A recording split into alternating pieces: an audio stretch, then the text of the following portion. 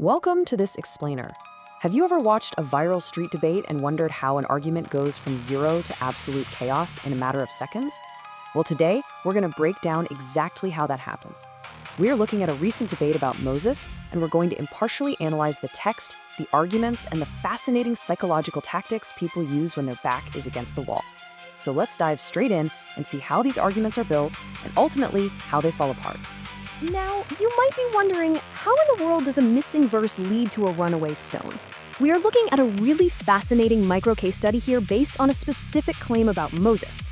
As you'll see, skipping just one single sentence in a source text triggers this wildly shifting defense that somehow ends up involving public nudity, runaway rocks, and the sudden demand for a physical stool.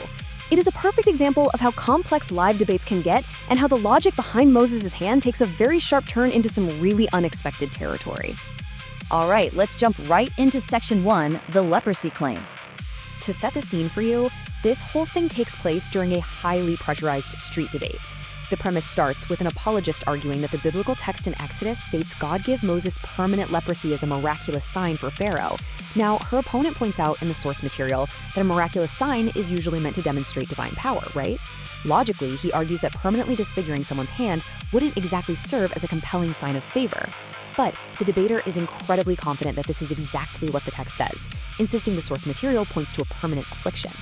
Which brings us to section 2, the missing next verse. In any text-based debate, the absolute best way to test a claim is to just read the primary source in its full context. And this beautifully illustrates the exact moment the logic disconnects. The debater cited verse 6, where Moses' hand becomes leprous, but she didn't include verse 7. The actual story in Exodus describes a temporary two-part miracle. Moses puts his hand in this cloak, and it comes out diseased. He puts it back in, and it comes out completely restored. By only referencing the very first half of the miracle, she built an entire theological argument on an incomplete reading of the text. And that leads us to section 3, the runaway stone defense. So, what happens when she's confronted with that missing verse? Well, she completely shifts gears to a totally different text to argue that Moses actually never had leprosy at all. She cites an Islamic hadith about a stone stealing Moses' clothes while he was bathing, which forced him to run naked to prove his body was disease-free. Now, according to the source material, this specific hadith is historically understood to address a rumor about a scrotal hernia, but in the heat of the debate, it gets reinterpreted on the spot to address this leprosy claim. So the new logic basically relies on these 4 chronological steps to prove Moses never had leprosy. Step 1, he bathes. Step 2, the stone takes his clothes. Step 3, because the Israelites see him completely exposed while chasing it. Step 4, they can visually confirm his body is free of disease. Therefore, she concludes, this proves the biblical account of a leprous hand is totally false. Okay, let's look at section 4, the hand-hiding hypothesis. When we actually apply a bit of critical thinking to this new argument, a pretty severe logical paradox pops up. The opponent asks a fatal question. If the purported disease was only on his public, highly visible hand, why would a full-body naked reveal even be necessary? Think about it for a second. If the goal was simply to prove his hands were healthy, he wouldn't need a miraculous chase scene involving stolen clothes. He could literally just hold his hands up in the air. So, for a naked reveal to be required to disprove hand leprosy, Moses must have walked around permanently hiding his hands. The opponent points out the massive logical gap here. Was Moses walking around the desert for decades wearing heavy leather gloves, refusing to show his hands to his own family? The debater is forced into a corner where they either have to completely abandon their defense or suggest that Moses was just incredibly shy about his hands. Let's move on to section 5, anatomy of a pivot. Let's zoom out for a moment.